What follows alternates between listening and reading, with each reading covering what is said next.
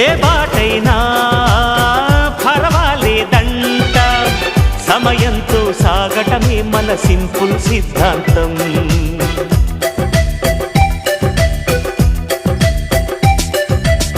చిరుగాలికి పరిమళమిచ్చే సిరిమల్లెల వనమై ఉందాం, గగనాన్ని నేలను కలిపే హరివిల్లుల బంతెన అవుదాం.